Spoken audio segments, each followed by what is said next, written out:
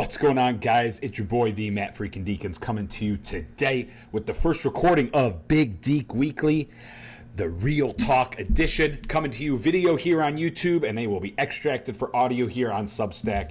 And I'm excited to talk about the very first post here that I'm doing in audio and doing in video called Momentum Math. Why small wins compound faster than big bursts of effort. You know, super excited to talk about this because I am a chronic, what's the right word? Violator of this, until I kind of dissected it and broke down why the hell I can't get any momentum going. And what I boiled that down to is bad bursts of energy, strong. It's like powerlifter Matt doing high intensity intervals. You put out a ton of output, and then it sucks. And then you hate it. And then you put out a little bit more output, and it sucks. And you put out a little bit of output, and it sucks. And then you put out some output, and it sucks. And you hate it. And then it takes you 6 weeks to recover. And basically every good thing you just did for how long you just killed, because you just did huge bursts of energy and bad recovery. And therefore, the equation sucks. So we're going to talk about this today. And here's how this is going to go. I'm going to read the post that I put on Substack. The link will be in the description here on YouTube and in Substack, and naturally you can go check it out at Big Deak Weekly. And I'm going to read through this, and I'll stop and do a couple interjections based on some of the thoughts I'm having while reading this. And then we'll close it out with a challenge for the week and what to look forward next week.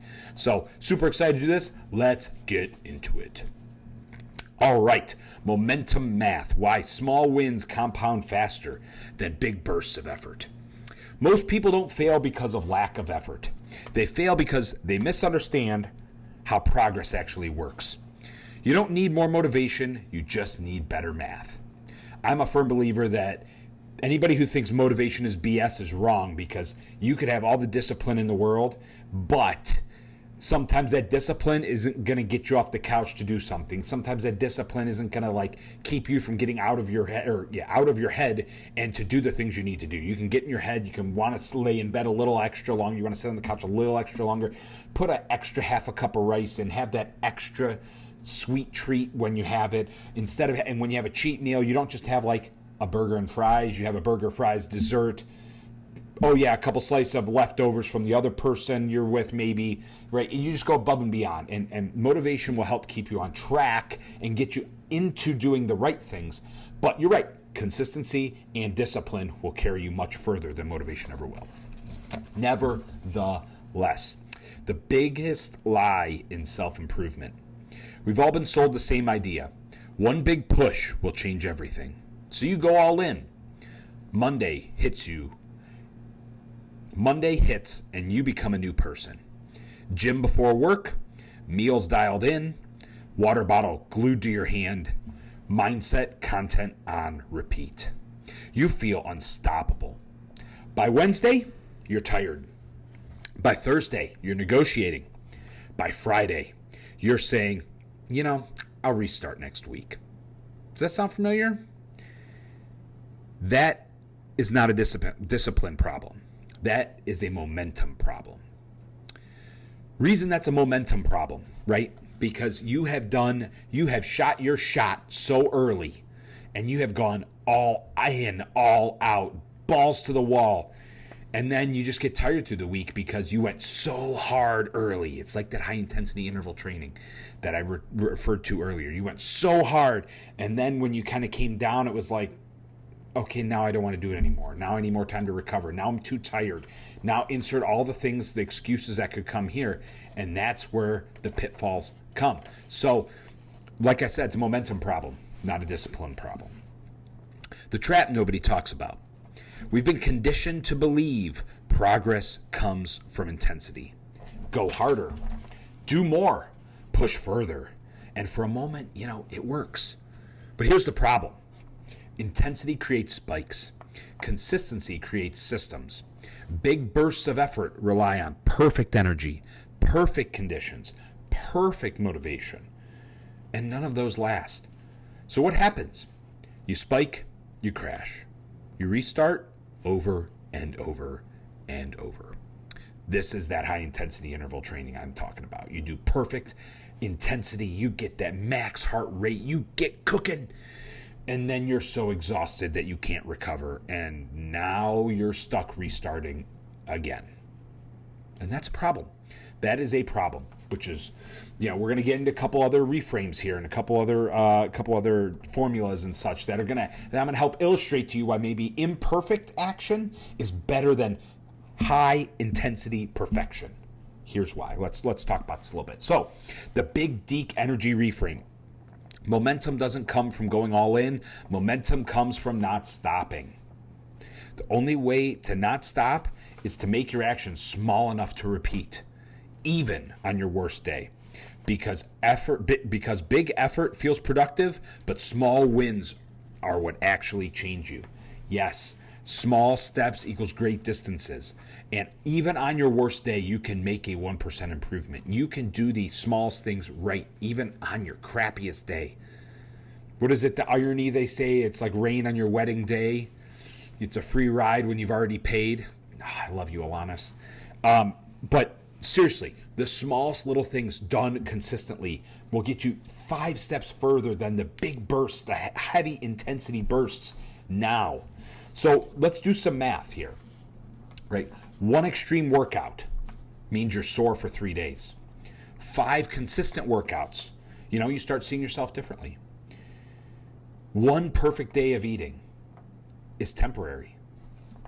30 good enough days, your body can start to shift and body can start to change.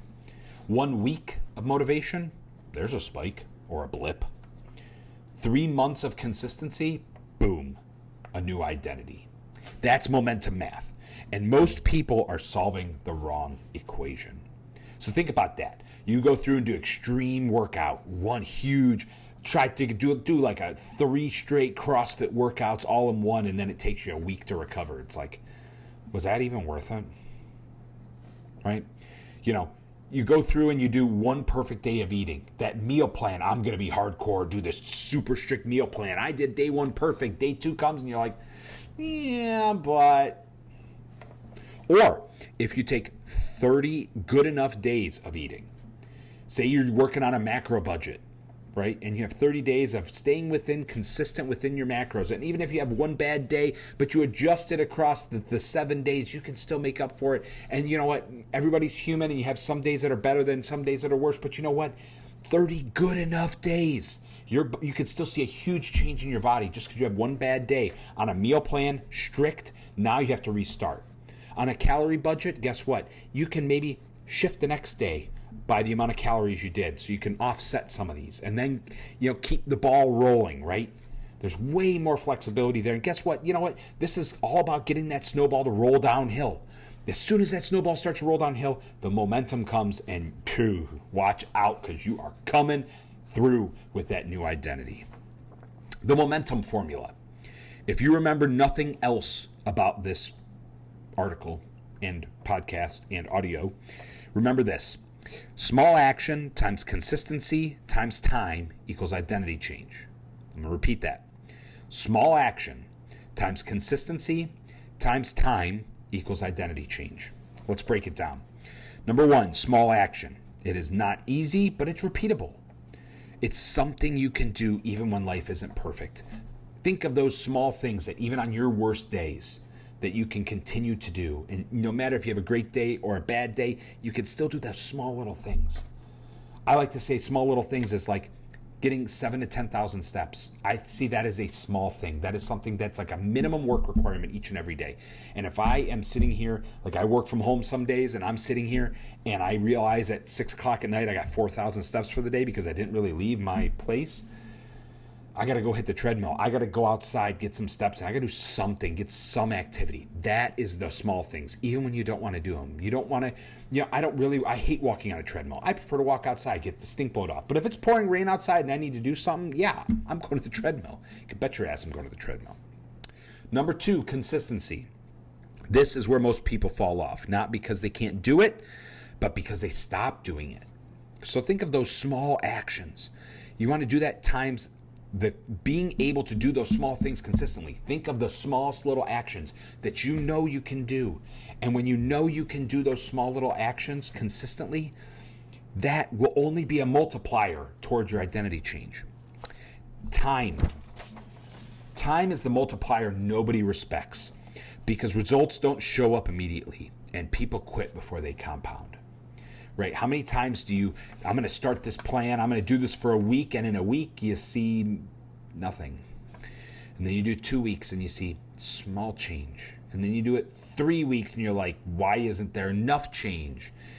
You got to be patient. You got to respect it. If you are one of those people that is struggling and you know you need to do the smallest things great, then focus on doing those smallest things great. And that way, when you do those small things great, you might have small changes in the first week. You might have small changes in the second week. But guess what?